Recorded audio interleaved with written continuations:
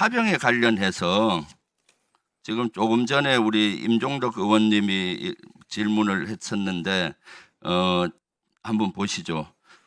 장관님은 지난번에도 저 예결위에서 그런 얘기를 했더라고요. 직무유기를 하는 것보다 탄핵을 당하는 것이 낫다. 탄핵이 두려워서 제가 임무를 못한다면 직무유기를 한다면 그거야말로 국민을 배신하는 행위다라고 얘기했죠. 예, 그렇습니다. 사실 이것은 그래서 말을 좀 조심할 필요가 있어요. 어쨌거나 헌법 60조 2항에는 국군을 파병할 때는 국회 동의를 받으라 했잖아요. 초법적인 헌법을 초월해서 장관이 할 수는 없는 거죠. 법과 규정 내에서.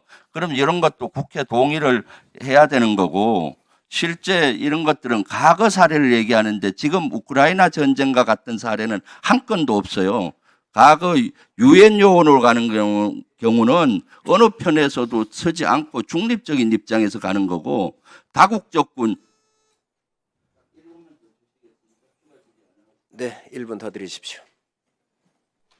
그다음에 이제 가는 경우가 이제 한미 동맹의 정신으로 한미가 같이 가서 다국적군 사례예요. 그것은 한미 상호 방위 조약으로 가는 거고, 그리고 실질적으로 뭡니까? 재난이 났을 때 IT라든가 이런 때 같은 사례 외에는 지금은 어느 편에서 동맹의 이름도 아니고 유엔의 이름도 아니에요.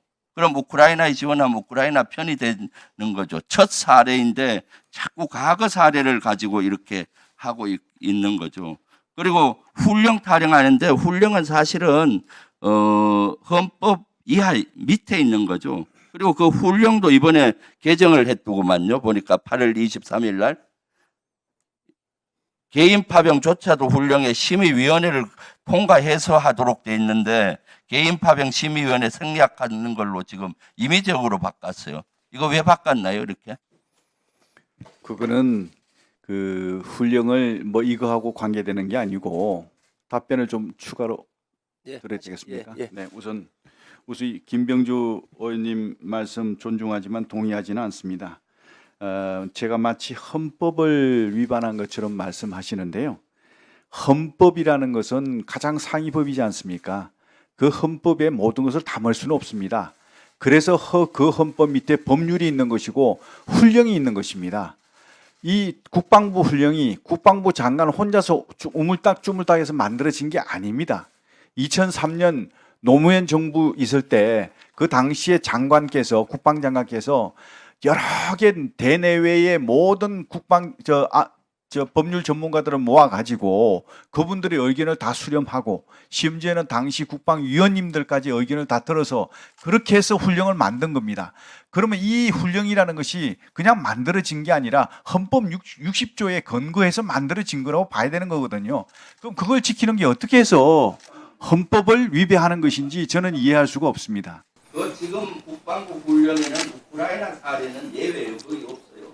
지금 유엔으로 가는 거하고 한미 동맹으로 가는 다국적군으로 가는 거하고 그다음 재난에 대한 것이지 지금처럼 우크라이나와 러시아 갔을 때 어느 한 편에 서는 거는 훈령 내용에도 없어요. 사실은. 아니, 김병주 의원님 마무리해 주시고요.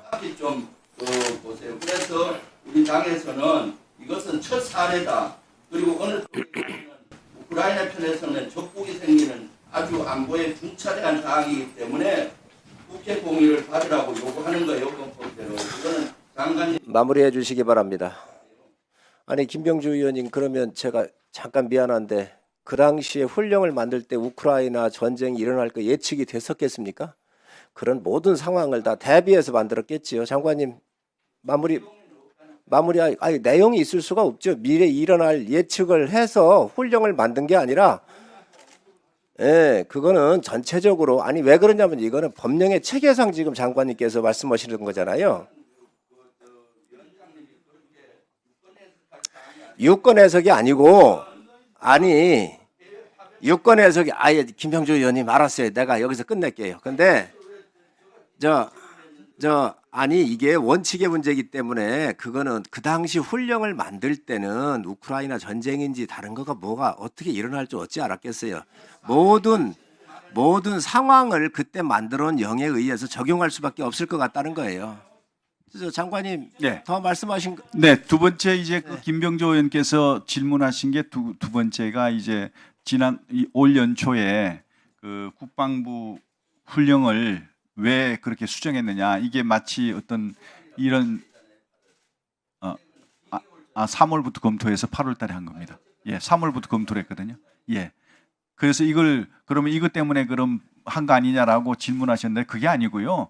그 국방부 훈령이 어떻게 돼 있냐면 개인 파병을 할 때 모든 것을 다 심의위원회를 열어서 심의하도록 돼 있습니다. 근데 실제로 1년에 개인 파병이 5번 내지 10번 정도의 이 요청이 있거든요.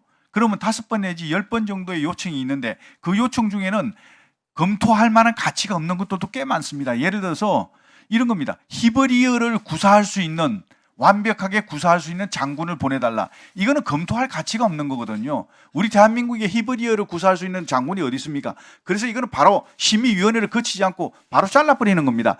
이렇게 해야 되는데 이 규정에 보면 다 심의위원회를 하게 돼 있다 보니까 이게 얼마나 불합리합니까? 그래서 이런 불합리를 없애기 위해서 심의위원회를 꼭 할 필요가 없다. 필요한 것만 하도록 한다. 이렇게 한 거거든요. 그거를 마치 무슨 지금 이런 어떤 우크라이나 사태와 연계해서 말씀하시는 것은 아니라고 생각합니다. 예.